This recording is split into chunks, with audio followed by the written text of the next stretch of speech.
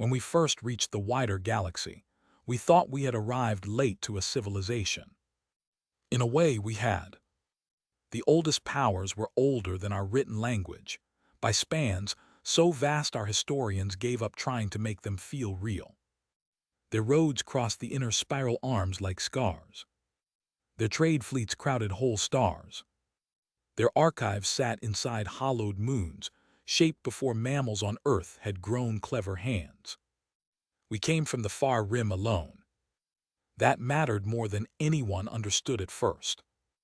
Most intelligent life had risen closer to the crowded center of the Milky Way, where stars were dense, worlds were plentiful, and contact came early. We had grown in the sparse dark beyond those favored lanes, in a region the elder powers called the cold margin. To them it was a poor and empty frontier. To us it was home, then frontier, then shield. Our first contact came above a dead giant planet circling a dim orange star. The alien vessel that found our survey convoy looked like a cathedral reef turned inside out, all bone lattice and drifting veils. It belonged to the Iller Ascendancies, one of the 5 elder dominions that ruled what they called the ordered galaxy. The Iller were difficult to describe in human terms. They moved on 6 limbs and carried thin shimmering sails that flashed with color faster than our eyes could follow. They did not speak with voices. They communicated with light, scent, and low vibrations that seemed to bypass hearing and settle straight into memory. Their translators made them understandable, but never familiar. Their first message to us was not a greeting. It was a classification, developing stellar polity, peripheral origin, no sponsor lineage, no recognized patron, no war exemption, no corridor rights. Submit cartography and industrial census for allocation. We were too amazed to be offended right away. I was a junior analyst then, assigned to the diplomatic office built around first contact. I remember the hunger in all of us, alien life, ancient powers, the end of loneliness. The beginning of history on a larger stage. We wanted to believe that age meant wisdom. Then the records started to arrive, not all at once. The elder powers did not hide what they were. They simply did not consider it shameful. Their archives were open enough if you read them, without trying to excuse what you found. Younger species were given hard limits on growth. No polity below a recognized threshold could expand beyond its assigned space without elder approval. Certain drives were forbidden. Certain weapons were reserved. Rich star systems were claimed in advance. Border violations by lesser species were answered not with fines or skirmishes, but with burnings. Colonies were erased to set examples. Worlds judged unstable were sterilized from orbit. Tributary labor was extracted in whatever form best fit the biology of the species involved. Some civilizations were allowed factories, but denied heavy fleets. Others were allowed population growth, but forbidden access to key resources. If a younger species developed too quickly, an elder fleet arrived, shattered its infrastructure, and left survivors behind as a warning. The galaxy was not an imperfect order. It was a cage with trade lanes. The 5 elder dominions were all different from one another. The Iller ruled through ritual, hierarchy, and spectacle. The Keth broods were hive minds spread across war-bred bodies, each fleet shaped for conquest, logistics, or terror. The Ossuary Compact were ancient leviathans that lived in crushing oceans and managed tribute by schedules older than some species, agriculture. The Vake were swarming predators, whose social rank was tied to how freely they were allowed to feed. The last were the seer choirs, drifting clouds of crystal and living energy that thought in consensus and treated other peoples as noise to be suppressed. They did not need hatred to be cruel. Their system simply left no room for the suffering of others to matter. That was almost worse. Within a year of contact, the limits came for us. Human space was formally recognized, then immediately reduced. Vast outer territories we had already surveyed and seeded with automated infrastructure were declared unratified frontier. We were granted a narrow lawful shell around our disclosed worlds and warned that any settlement beyond it would bring corrective action. Publicly, Earth accepted. We dismantled a few visible outposts. We filed compliant maps. We sent careful ambassadors and patient traders. We let them see debate, hesitation, idealism. We looked like what they expected, a late-risen species from the rim, energetic, clever, moral, and strategically naive. Privately, humanity made 3 decisions. First, we would never tell them how fast we had climbed. Our official histories were rewritten for foreign eyes, the gaps were stretched, the leaps were blurred. We made our development look slow and respectable by galactic standards. Fire to metallurgy over ages. Industry to computation over long, patient millennia. Spaceflight to interstellar travel over a measured rise. The truth was too dangerous. In the galactic order, stable things were tolerated, sudden things were destroyed. Second, we would obey every visible limit while ignoring the spirit of all of them. The cold margin was wide, ragged, and neglected. Its stars were poor by inner standards, its roots were inconvenient, its value was underestimated, perfect. We learned to build where long-range surveys would see nothing but dormant rock or routine mining. We buried docks inside rogue planets, hid industry in comet clouds, concealed power signatures inside storm belts, turned forgettable outer systems into manufacturing webs linked by routes no elder tax fleet bothered to patrol. We did not expand in bright clusters, we expanded in depth. Third, we would learn everything. That became our species-wide obsession, though only a few people understood how far it reached. We bought, traded, copied, stole, reverse-engineered, and observed. We studied not only elder machines but elder habits, their fleet tempos, their repair cycles, their command delays, their dependence on central relays, the way old empires stopped expecting surprise, the way monopolies become blind, the way cruelty creates knowledge, because the victims spend generations learning exactly what hurts. Human science did what it always did under pressure. It accelerated. We took pieces of elder technology and found the flaws they no longer saw.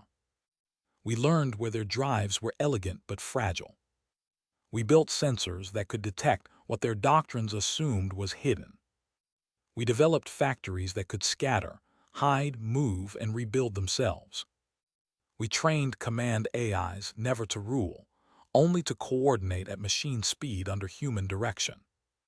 We designed fleets around redundancy, flexibility, and local initiative, because we had studied how often the elder powers lost time waiting for permission to think.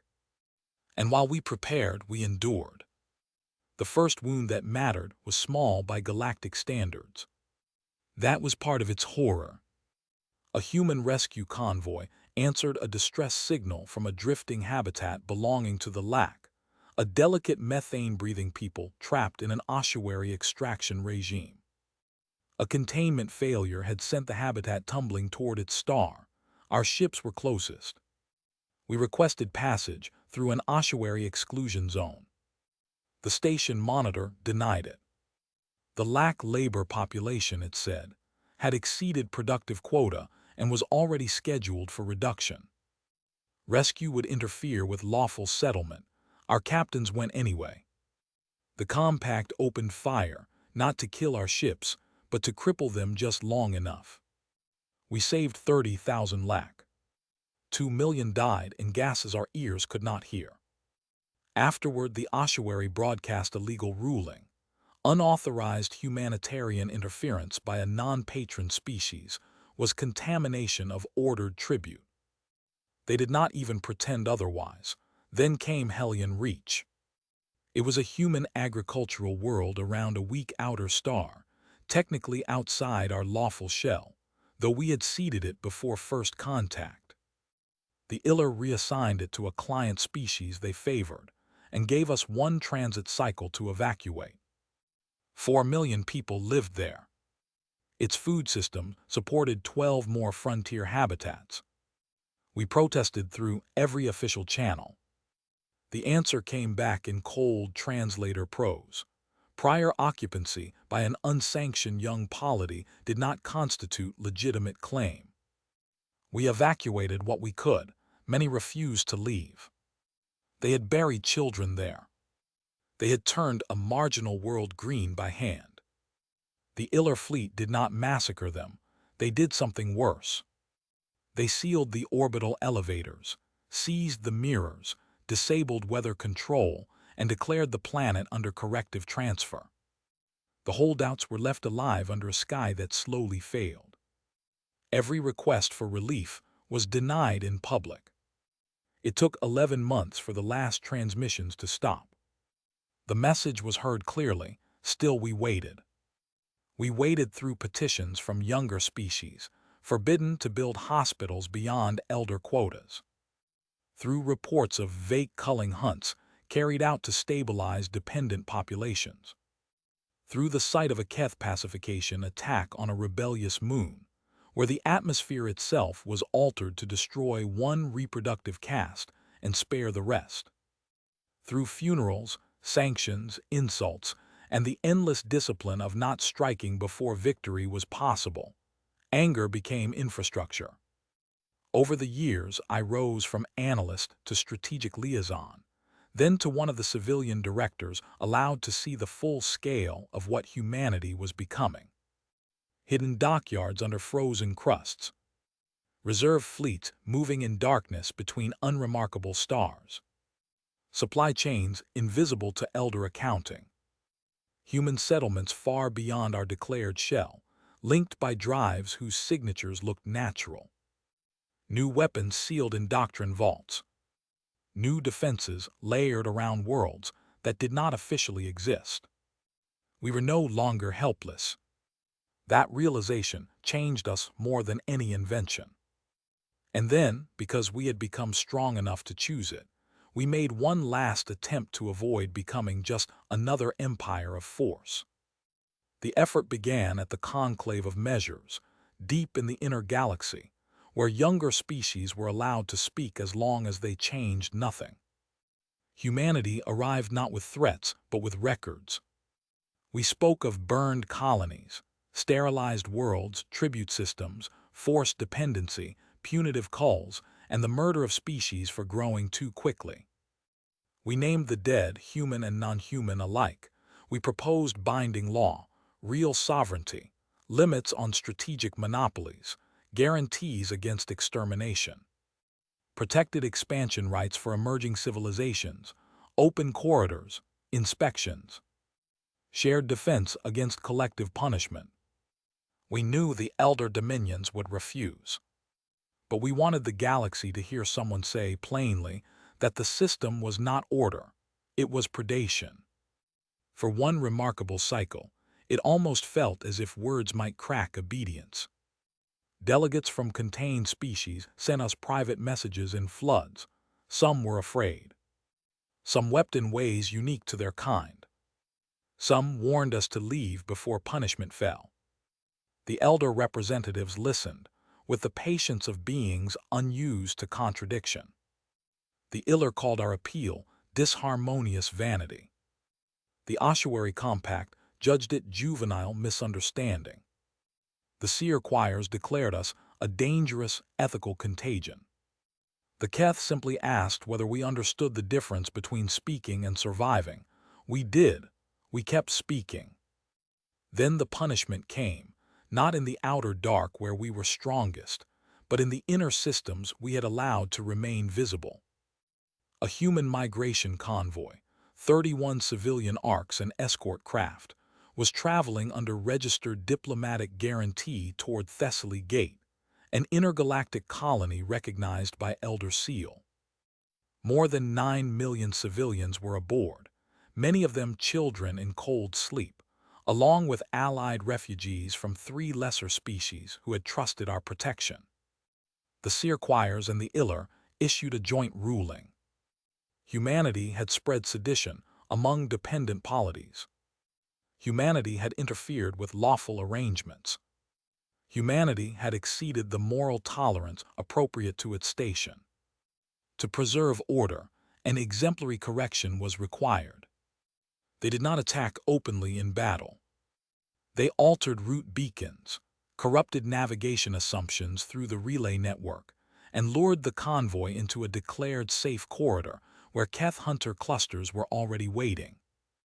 The escorts were torn apart in minutes. Then the hunters fell on the arcs. The recordings were recovered later from emergency buoys and shattered memory cores. Calm human voices trying to restart dead shields.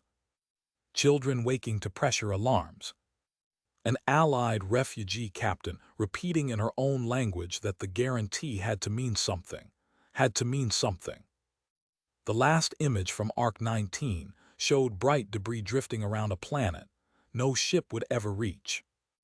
9,216,000 human civilians died. So did almost 3 million protected non-humans who had chosen to travel under our flag because they believed our word had weight. The Elder proclamation afterward was brief. Let this instruct all petitioners on the cost of diseased ambition. I remember the hour the confirmed total arrived. No one shouted. No one broke anything. In the secure chamber on Luna where I stood among generals, ministers, and exhausted planners who had spent decades preparing for exactly this possibility, there was only a stillness so complete it felt like vacuum. Then the orders began to move. Across the galaxy, humanity went silent. Our traders left stations in the middle of contract seasons. Diplomatic compounds emptied overnight.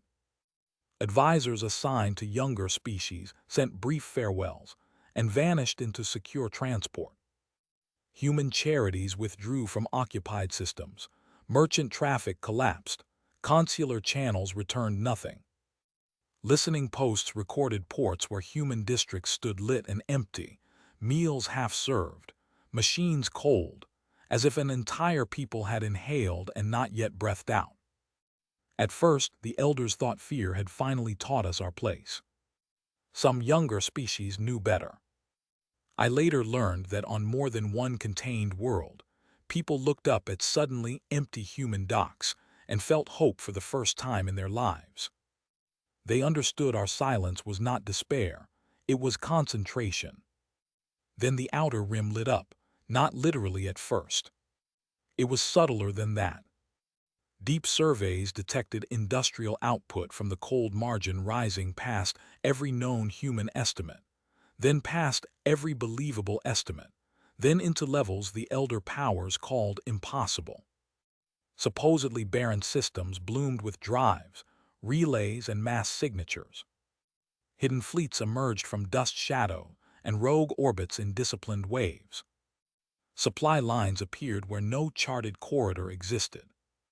Entire sectors the elders had dismissed as dead periphery, resolved into layered human infrastructure stretching far beyond anything we had ever admitted to possessing. We stopped hiding because there was no reason left to hide. The punitive Grand Fleet assembled to break us came under Iller ceremonial command, reinforced by Keth war clusters and supported by Seer relay systems. It was enormous by every accepted standard. It advanced into the cold margin, expecting to crush an upstart species in one exemplary campaign. It died in 14 days. The first shock was range. Human deep sight arrays saw the invasion from distances elder doctrine treated as irrelevant. The second shock was speed. Our strike groups did not meet their advance where they expected battle lines. We moved through regions they thought disconnected and arrived from vectors that should have taken weeks to cross. The third shock was coordination. Elder fleets depended on hierarchy, relay approval, and sanctioned adaptation. We fought like one, will spread across countless independent minds. Cut one node and the rest kept thinking. Then the killing began in earnest. We broke their relays first. Blind empires panic badly. We carved the Keth support swarms away from Iller command vessels and annihilated them with weapons built around weaknesses we had spent 20 years studying. We shattered Seer coherence with interference systems they had dismissed as unstable curiosities. We hit fuel ships, repair yards, and mobile factories. We turned their logistics into graveyards. By the time the Iller flagship cast understood the battle was already lost, their escort formation was nothing but expanding debris. The surrender signal they sent was beautiful, in the way lightning is beautiful. We accepted surrender from those who truly ceased fire. We destroyed those who used it to buy time. Discipline mattered more than rage, because rage had finally been given useful direction, and the galaxy saw. That was the moment the elder myth broke. Species that had bowed for centuries began to rise, not all of them. Terror grows deep roots, but enough. Lack sabotage cells opened ossuary tribute locks. Worlds trapped under vague feeding compacts turned orbital mirrors on the breeding towers. Client navies mutinied and delivered their admirals alive to human courts. Labor flotillas changed their transponder codes and crossed to our side. Some species never joined the war openly, but they stopped feeding their masters. In an empire built on extraction, refusal is blood loss. The war spread inward. Once our hidden strength linked with open revolt, the balance ended. What followed was collapse delayed only by inertia. Human shipyards, no longer concealed, poured out warships at a pace the elders could not match, because they had built their civilizations around monopolized scarcity. We had built ours around distributed abundance under threat. Every hidden reserve came online, every fallback line activated. Worlds the elders had never counted began feeding a common war effort. I traveled with the third civic delegation behind the front, carrying surrender frameworks, evacuation guarantees, and new legal charters into systems where elder authority had just died. From orbit, I saw things I will never forget. An ossuary tribute moon opening its vaults and finding enough grain to feed 3 planets that had starved for generations. An Iller punishment station abandoned by its masters, its cells full of species they had kept as aesthetic warnings. A Keth brood nursery vented to space by the workers forced to grow its soldiers. A human relief fleet entering the ruins of Thessaly Gate too late for the dead, but not too late to recover survivors who had hidden in rock, wreckage, and vacuum shelters for months, waiting for us to return. We returned. The elder species tried to rally the galaxy with their old words: disorder, barbarism, margin plague. They promised restored protections to those who saved them. Few listened. Too many had seen the convoy burn.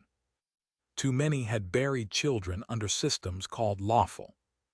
The final campaigns were not glorious. War never becomes clean just because one side deserves to win. But they were necessary and they were precise. We broke fleet concentrations. We dismantled monopoly arsenals. We occupied relay nexuses. We imposed surrender terms species by species, domain by domain. Where elder worlds capitulated, we did not exterminate. We disarmed, contained, inspected, and severed them from the machinery of coercion they had used on everyone else. Their populations would live. Their empires would not. That distinction was the whole point. When the last of the 5 elder dominions accepted enforced demilitarization under a coalition charter they had once considered impossible, I was present in the chamber where the seals were laid down. Human representatives stood beside delegates from dozens of species who, under the old order, would never have been allowed into that room except as tribute bearers or specimens. The air carried 6 atmospheres at once. The translation field shimmered with hundreds of ways to say the same impossible thing. No civilization would again be allowed to cap another's future through terror. No strategic monopoly would stand beyond common inspection. No species would be confined to assigned helplessness. No corrective extermination would ever again be lawful. The elder species themselves would now live under limits they had once imposed on others, watched not for revenge, but because memory is part of justice. Afterward, I went to an observation gallery and looked out over the station's turning lights. Ships were arriving from every direction, human and alien, scarred by war and patched by necessity. Some were elegant, some were ugly. Some had been built in secret outer shipyards no elder had ever known existed. They gathered without fear of interdiction, and for a long time I simply watched them come. We had reached the stars alone, on the far edge, in a darkness the old powers did not think mattered. They had mistaken distance for weakness, restraint for softness, morality for naivete, and silence for surrender. In the end, what destroyed them was not that humanity became better at cruelty. It was that we saw cruelty clearly, learned patience in its shadow, and built a strength vast enough to end its reign without inheriting its soul. Beyond the station glass, the traffic of a new galaxy moved like the first lights of dawn along the rim.